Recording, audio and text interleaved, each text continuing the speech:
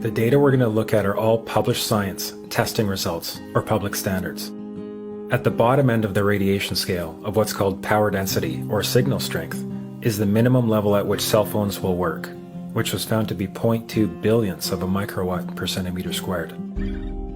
Pine needles were found to age prematurely at 0.000027. At short-term exposures of 0.05, children aged 8 to 17 experienced headache, irritation, concentration difficulties, and behavioral problems. 0.1 is the Biobiology or Building Biology Guideline for extreme concern.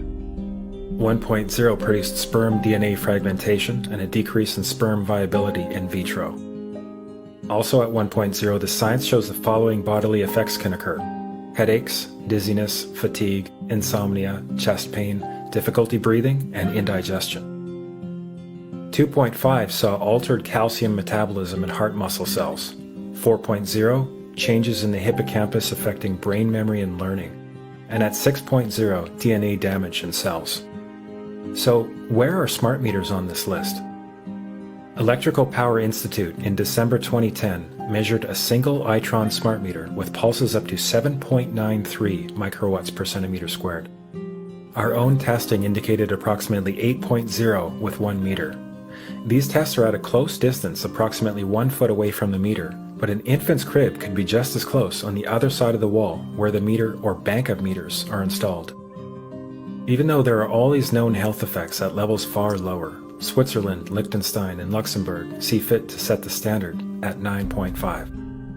And China, Poland, and Russia, 10.0. This is the same level at which behavior has been altered, producing reflexes of avoidance following 30-minute exposures. A room of 12 smart meters, very common and even a conservative number in an apartment building, tested at 19.8 microwatts per centimeter squared. This is hundreds of times higher than levels which clearly indicate harmful effects. So, how can utilities and governments get away with forcing these devices on everyone? This is how.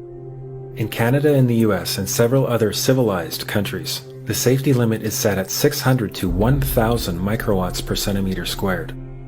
This so-called safety limit is literally tens of thousands of times higher than levels which are known to damage health according to peer-reviewed published science.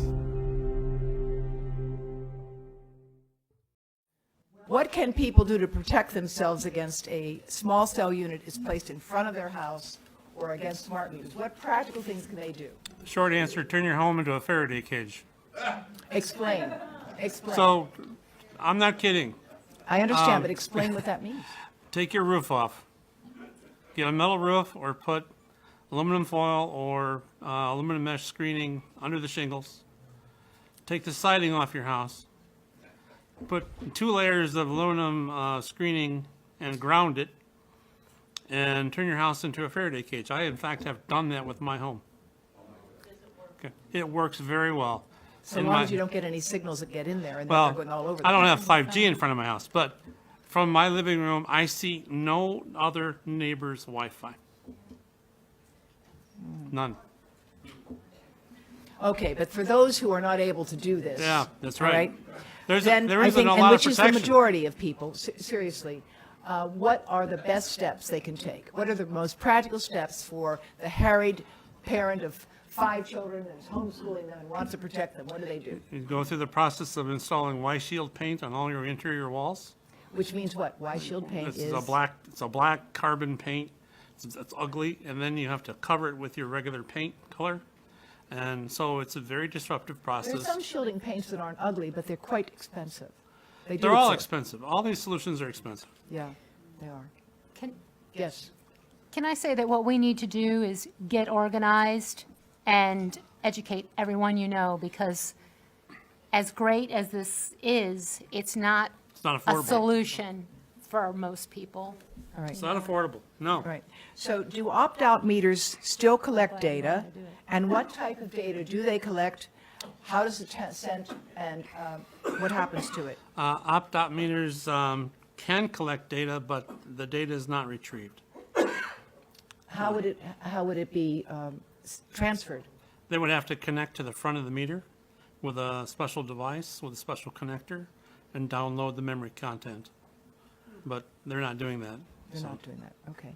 To attenuate microwaves from smart meters, can screens made of metal reduce exposure? only to a point. Sorry? Only to a point. There have been, and I have measured, the 900 megahertz frequency and the 2.4 gigahertz frequency on the power line wires in the home. Right, I have measured that. On Here's where power it gets lines. worse, yeah. okay? I've measured 2 homes here in Michigan where the entire yard is radiating.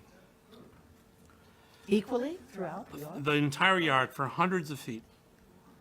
I was stunned. It's a real case where, you know, I could walk out there with my radio frequency meter and I could walk from one end of the yard to the other end of the yard and pick up a very strong RF signal, even though there's no reason for it. The reason is because the neutral line and the ground are in close proximity to the antenna of the smart meter. And if conditions are just right, and the impedance is just exactly right, they can turn your ground wiring into an antenna. And the whole house is now radiating. Every single room in the home is radiating. Why can you not ground a wireless smart meter? Why can you not ground a wireless smart meter? Well, Yes, you said that wireless smart meters cannot be grounded and that. No, they cannot be grounded. Right, why? So it's not physically, it's not possible. Nope. Okay. All right.